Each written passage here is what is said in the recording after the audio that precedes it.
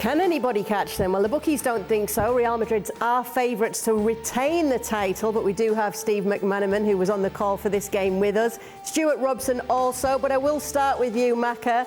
I'll get you to answer your own question here. Can anybody catch Real Madrid this season? Well, you wouldn't think so, Kay. If everybody stays fit and well, you would think that Madrid have just got too much experience. I mean, I know the odds there are quite tight between themselves and Barcelona, but the gulf at the weekend was big.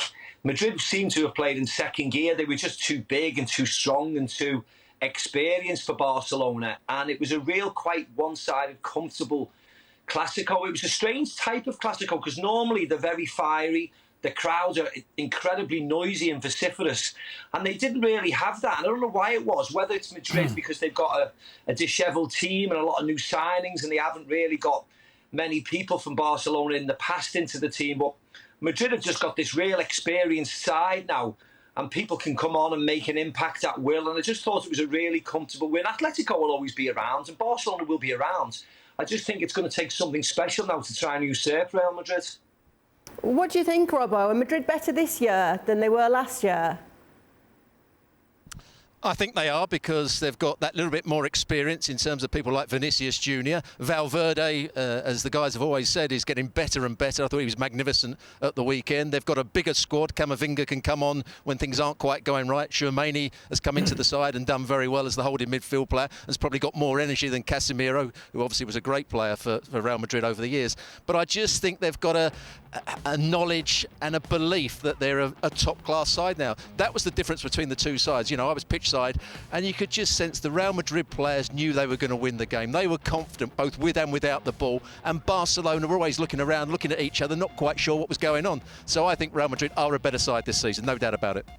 Belief's an interesting word, Craig, because it's like, which team do you believe in more, Real Madrid or Barcelona? Oh, Real Madrid. I mean, Maka was doing the commentary. There was halfway through the second half, there was about 30 passes when the all A's were going round. It was so easy. Okay, it was a bit panicky at the end when they threw a few subs on and they got the goal back. That's understandable. But there was a big gulf in terms of the way they played. I think the answer to the question in terms of the teams is bigger squad, more options. Vinicius Jr. and Benzema have carried on from last year. Toni Kroos and Luka Modric, who are in their 30s,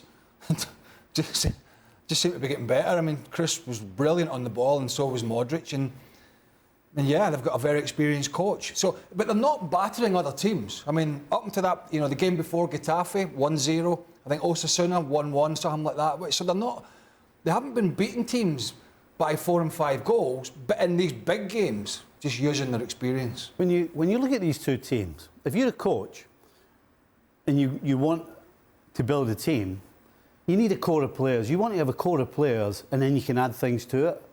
That's what you've got in Real Madrid. You've got a core, and then you add your Vinnies and Valverdes and Rodrigos and all these, and you're just adding little pieces. Barcelona, on paper, looks great, but it's just been thrown together. And you see that on the field. You see a team of so-called stars on paper that can't quite get it together, and you look at another team who've got a real core and who are adding little sparklers to it.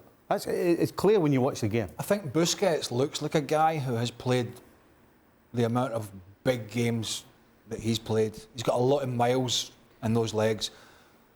And I think it's showing, particularly in that midfield, where there's not a lot of experience. Pedri, great player, Pedri and Gavi, but youngsters. Not a lot of physicality. We've sort of spoken about that. And you know, Kroos and Modric, they've now got youngsters in there, Tchouameni and Camavinga. They can switch it. Valverde can go and play in there. So they've got guys around them that can do the running as well, more than Barcelona. Although Gavi, I know Rob and I talked about this on Sunday. Rob was a little surprised Gavi didn't play, but he's been running around like a... I thought he didn't play because he was a red card waiting to happen. He certainly has been in the last few weeks. But the other side of the coin, I know they've got injuries, but Barcelona's defence, it's giving people the heebie-jeebies. Thanks so much for watching ESPN on YouTube. And for more sports highlights and analysis, be sure to download the ESPN app. And for premium content and live streaming, subscribe to ESPN+.